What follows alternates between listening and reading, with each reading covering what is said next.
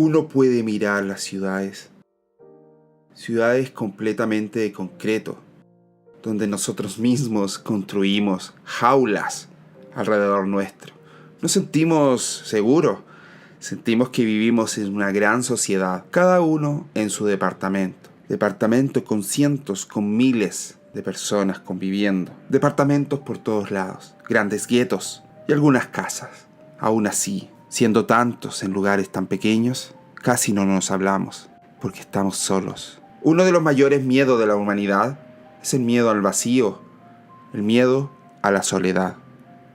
Somos tan pequeños, polvo de estrella. Algunos buscamos dicha soledad, pero es como coquetear con la muerte. Hay una atracción y un rechazo. La soledad puede ser tremendamente peligrosa. Y el sentirnos tan inferiores puede llevarnos a pensamientos horriblemente oscuros. ¿Cuál es el origen de la soledad? Sartre dijo en alguna ocasión que estamos condenados a ser libres si nosotros ponemos el acento no tanto en la libertad, sino en el estar condenados. Aquella afirmación se nos presenta en todo su dramatismo. Cuando las decisiones son absolutamente personales, y supongamos que podamos hacer una imagen fotográfica de dicha situación, nos encontramos con el único autor, es el sujeto que se ve forzado a tener que optar. Se experimenta en toda su radicalidad que nadie más podrá optar y que, sin embargo, hay que tomar irremediablemente una decisión. Esta situación es la que mejor describe la soledad radical del ser humano. Zubiri, comentando la visión de filosofía que surge con la Reforma, escribe: el individuo se ve forzado a hacer brotar de su propia conciencia las últimas decisiones de su vida. De modo inmediato, ahí no están ni los otros, ni Dios, ni el diablo. Estoy única y exclusivamente yo mismo. Por eso mismo buscamos un espejismo. Por eso mismo la sociedad nos inventa una ilusión de que no estamos solos. Somos parte de una gran maquinaria, de una gran sociedad. Por eso mismo los grandes inventos dentro de nuestra humanidad tienen que ver con acercarnos, con hacernos sentir grandes, virtuosos, genios, únicos, sobresalientes. Pero todo nos lleva a la soledad nuevamente. ¿Son las redes sociales el remedio de esta soledad? ¿Son las redes sociales quien nos acerca cada vez más a otros seres humanos para no estar solo? Si nos ponemos a pensar en la historia de la filosofía, también es la historia del pensar solitario. Sócrates es el ejemplo de ello. En sus memorias, Jenofonte nos cuenta que Sócrates podía pasar inmóvil horas continuas en un mismo lugar, silencioso, indiferente, hasta el castigo de la intemperie, todo con tal de mantenerse en un pensamiento, y solo desistía hasta que terminaba con él. En el banquete lo vemos rezagarse en el camino, quedándose atrás, solo, incluso pidiéndole a su amigo Aristodemo que se adelantara, pues estaba ocupado en un pensamiento. Pero Sócrates no fue el primero ni el último en sugerir esta relación entre el pensar y la soledad. Antes que Sócrates, el filósofo eleata Parménides decía que el camino que inicia en el saber se recorre solo, y el Zaratustra de Nietzsche, al igual que Jesús, se retiraron sendos años al desierto para dedicarse a escuchar la voz de su corazón. Zaratustra recomendaba huir de las moscas del mercado y del ruido de los grandes hombres. En la alegoría de la caverna, al filósofo no lo sacan acompañado de sus mejores amigos o sus parientes, lo sacan casi violentamente y solo. Y así, en su soledad, comienza a ver la luz. Conocer la figura de Sócrates nos ayuda a comprender mejor la relación entre la soledad y el pensar, al tiempo que nos ayuda a ver mejor las aristas de dicha relación. Por las cosas que decía Sócrates y hasta por la forma como se portaba, uno puede comprender la fatalidad de la suma confianza en el pensar colectivo, así como las virtudes y defectos del pensar en soledad. En su pequeño diálogo El caminante y sus sombras, Nietzsche indica que, en la soledad de nuestros pensamientos, la mayoría de las veces se afirma nuestra vanidad. Hay que destacar que la sombra de Nietzsche no afirma, pregunta. No hace falta encerrarse en el closet para quedarnos en la soledad de nuestros pensamientos y nuestra vanidad. Hasta acompañados de los maestros más lúcidos podemos persistir en nuestros orgullosos pensamientos, tal como le pasó al joven Eutífron. Krishnamurti nos dice que la preocupación por uno mismo es la mayor imagen que tenemos de la realidad, que hace que seamos seres humanos solitarios e aislados. Nos aislamos con nuestras ocupaciones, nuestra forma de pensar, nuestra conducta, y aunque logremos tener una relación íntima, no dejamos nunca de pensar nada más que en nosotros mismos. El resultado de vivir centrado en uno mismo es aumentar el aislamiento, la soledad, los temores, la dependencia de las cosas externas, la necesidad de practicar rituales, la obligación creada artificialmente, las ataduras y todo el sufrimiento que todas estas cosas conllevan. Si nos observamos bien, podremos comprobar que siempre estamos pensando nada más que en nosotros mismos, en nuestra salud, en nuestra situación económica, nuestro trabajo, nuestra relación, en que debemos cambiar, meditar, mejorar, adelgazar, viajar y un largo etcétera. El mundo se reduce a los problemas que tiene cada uno, su vida, su angustia, su necesidad, su urgencia, su apetencia. Esta condición de estar siempre preocupado por uno mismo nos hace sentir solos y sin la posibilidad de tener relación verdadera alguna, porque relacionarse es poder salir de uno mismo para comprender al otro viendo la realidad tal cual es en ese instante, sin las imágenes del pasado. Krishnamurti señala que en la vida lo más importante es estar relacionado. Y si pensamos en el absurdo de Camus, de Albert Camus o Albert Camus, y pensamos que, como él argumenta, es el producto de una colisión, una confrontación entre nuestro deseo humano de orden, significado y propósito en la vida, y el silencio indiferente del universo. El absurdo no está en el hombre, ni el hombre está en el mundo, explica Camus, pero en su presencia es el único vínculo que los une. Así que aquí estamos, pobres criaturas que buscan desesperadamente la esperanza y el significado en un mundo sin esperanza y sin sentido. Sartre, en su ensayo reseña de El extranjero, brinda un brillo adicional a la idea.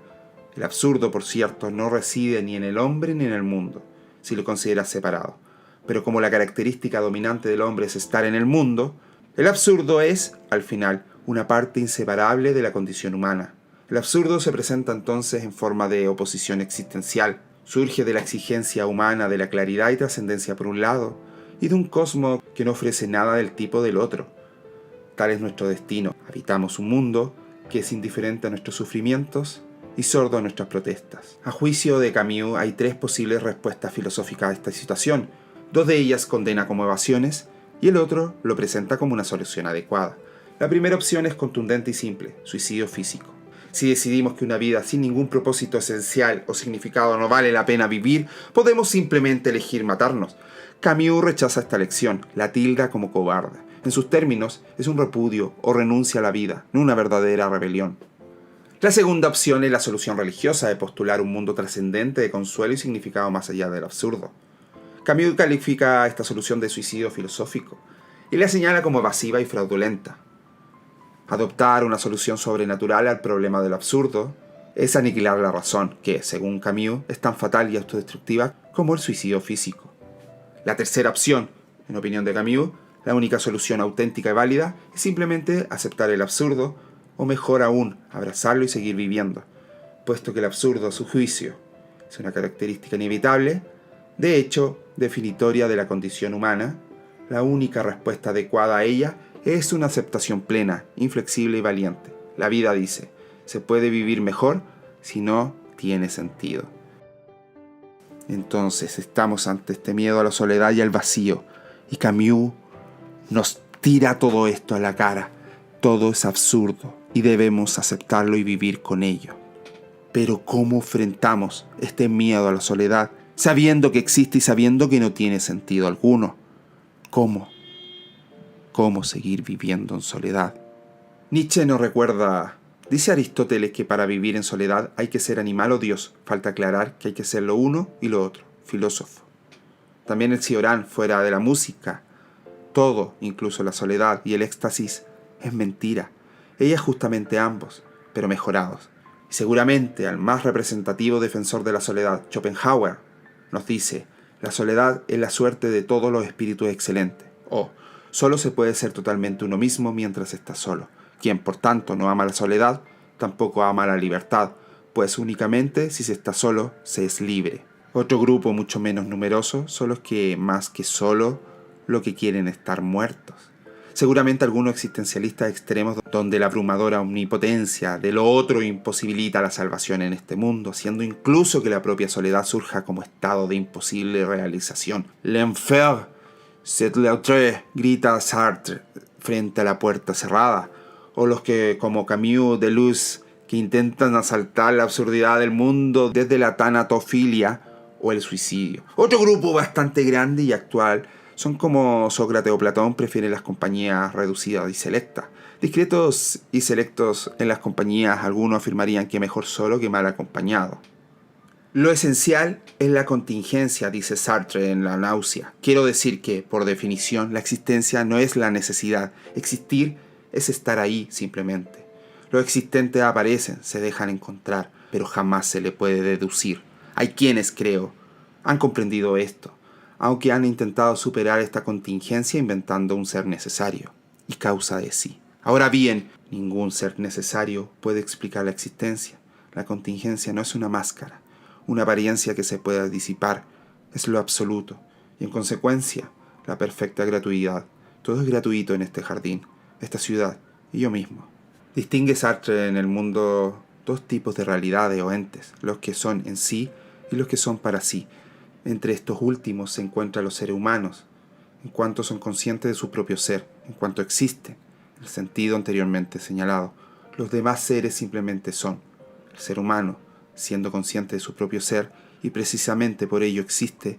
¿Cuál es, pues, el ser del ser humano, el ser del para sí? El ser del ser humano es la nada, tomado en su sentido más literal. ¿Cómo llega Sartre a alcanzar esta respuesta?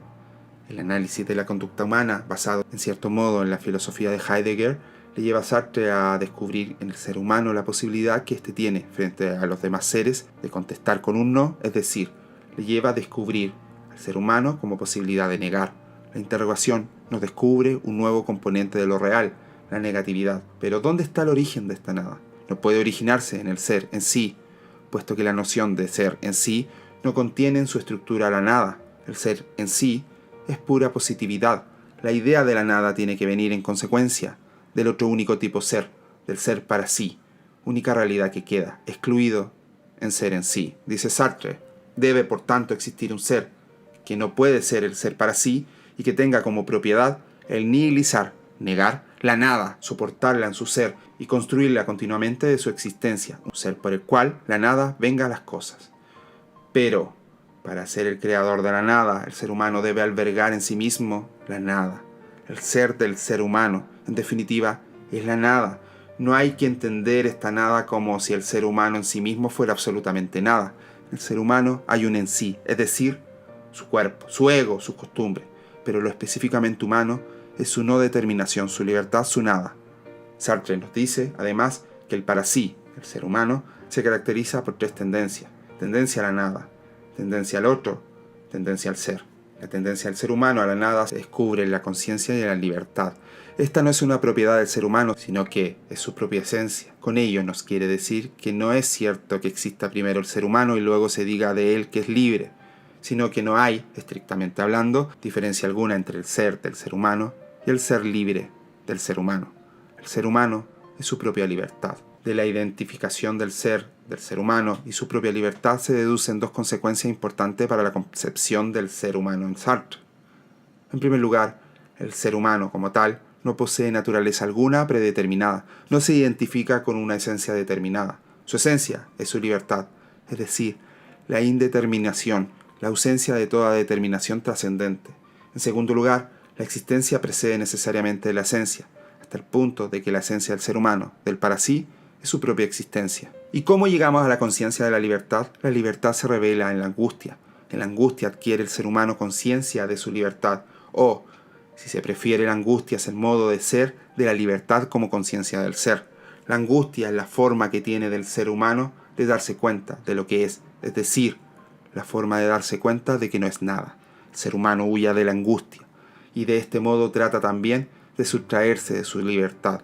Pero el ser humano no puede liberarse de la angustia, puesto que es su angustia, y por eso tampoco puede escapar de su libertad. El ser humano está, por ello, condenado a ser libre. Este vacío existencial, esta soledad y este condenamiento a ser libre nos busca, como dije antes, encontrar ilusiones para no tener que pensar en ello y caer en estos pensamientos oscuros. Ahí vuelvo a las redes sociales y el motivo de este podcast. Las redes sociales y el internet en general nos da la sensación de poder estar conectados con miles y millones de personas, que podemos hablarle a quien queramos, pero por eso mismo es vacío también esta relación. Hablas cuando tú quieras hablar, si no lo bloqueas, lo eliminas o simplemente te pones offline. Contestas cuando quieres, a quien quieres. Hablas y eliges como si estuvieses en un supermercado, porque esto ayuda a nuestra individualidad amante de esta soledad y de este querer estar solo. Estoy solo en mi cárcel de 4 paredes llenas de concreto, por mientras en el computador me digo a mí mismo, tengo 1000 amigos. Y paso el resto de mi vida frente a una pantalla. Una pantalla que me da esperanza, que me dice qué sociable soy, qué bien estoy con mi vida. Yo soy parte de algo, mi vida tiene sentido, mi vida tiene sentido, mi vida tiene sentido. No tiendo al vacío. No estoy a pasos de mi propia muerte. Mis seres queridos vivirán para siempre. Olvidémonos. Voy a seguir a esta chica en Instagram. Me acaban de dar 15 retweets, estoy contento. Y tengo más de 30 likes en mi post de Facebook. Me voy a hacer el próximo challenge, Kiki Challenge creo que se llama. Y voy a ver videos en YouTube. Estoy bien, estoy lleno de amigos. Soy feliz, sí, soy feliz. El vacío no existe, es una ilusión. Tengo mi computadora, tengo mi smartphone. Puedo hablar con quien quiera, cuando quiera, donde quiera. No estoy solo. No somos más que seres solitarios, acompañados detrás de una pantalla, caminando al vacío dentro de este absurdo. Muchas gracias por haber escuchado este podcast, mi primer capítulo. Comenten y puntúen si les gusta, continuaré haciendo otros. Soy Rodrigo alias Crypto y nos vemos en un próximo podcast.